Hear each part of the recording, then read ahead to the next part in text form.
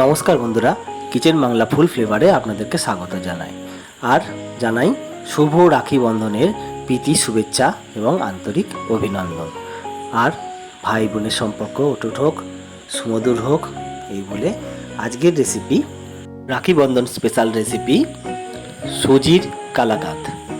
বন্ধুরা, আজকের এই মিষ্টি প্রস্তুত করব আমরা সুজির কালাকাদ। তো বন্ধুরা, রাখি বন্ধন স্পেশাল মিষ্টি সুজি ছানার কালাকাদ আপনারা দেখতে থাকুন পুরো ভিডিওটা। আর ভালো লেগে থাকলে অতি অবশ্যই লাইক করবেন, কমেন্ট করবেন, শেয়ার করবেন আর নতুন বন্ধুরা সাবস্ক্রাইব করবেন।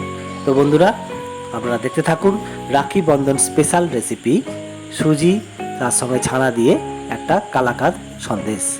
তো বন্ধুরা, চোখ থাকুক আপনাদের কিচেন বাংলা ফুল ফ্লেভারের পর্দায়।